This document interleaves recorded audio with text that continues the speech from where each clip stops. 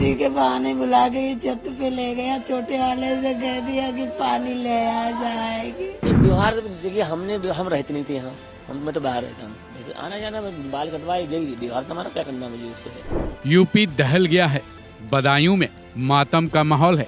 2 मासूमों की जान ले लेने वाले और उसके बाद आरोपी साजिद का एनकाउंटर हो जाने के बाद अब ये मुद्दा राजनीतिक गलियारों में भी खूब दौड़ रहा है।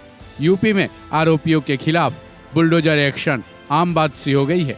योगी सरकार में अब तक कई आरोपियों के घरों को बुलडोजर से ध्वस्त कर दिया गया है। ऐसे में अब सीएम योगी की तरफ सबकी निगाहें टिकी हैं। सबके मन में ये सवाल उठ रहे हैं कि आरोपी साजिद को पुलिस ने एनकाउंटर में मार तो गिराया, लेकिन क्या योगी सरकार साजिद के घर पर कोई एक्शन लेगी?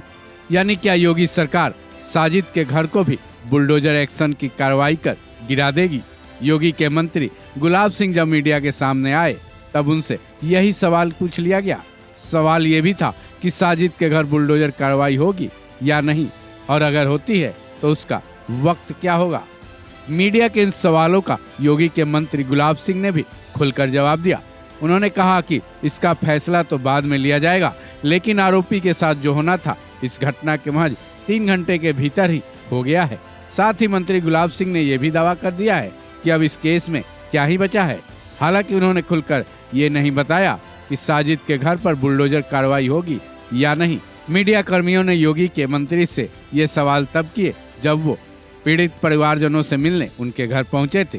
हालांकि ये मुद्दा पूरी तरह से राजनीतिक हो चुका है, क्योंकि समाजवादी पार्टी और कांग्रेस दोनों ने इस मुद्दे पर सीएम योगी की सरकार को घेरने की पुरजोर कोशिश की है।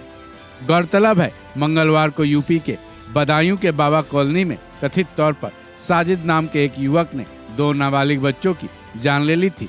मीडिया रिपोर्ट्स के मुताबिक साजिद दबे पांव घर में दाखिल हुआ था और छत पर पहुंचा। छत पर खेल रहे तीनों बच्चों पर धारदार हथियार से हमला किया, जिसमें 12 साल और 8 साल के 2 बच्चों की जान चली गई। संयोग से तीसरा बच्चा बच निकला, लेकिन उसे भी गंभीर चोटें आई हैं। चीख पुकार सुनकर बच्चों की मां छत पर पहुंची तो वहां का मंजर देखकर वो हैरान हो गई।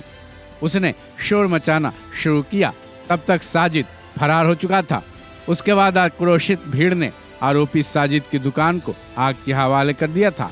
वहीं पुलिस ने त्वरित कार्रवाई करते हुए साजिद का एनकाउंटर भी कर दिया, जिसके बाद अब साजिद के घर पर बुलडोजर कार्रवाई की आशंका जताई जाने लगी है। ऐसे में अब ये देखना अहम होगा कि सीएम योगी इस मामले में क्या फैसला लेते हैं। इस खबर में बस इतना ही। बाकी अपडेट्स के लिए जुड़े रहें वन इंडिया हिंदी के साथ।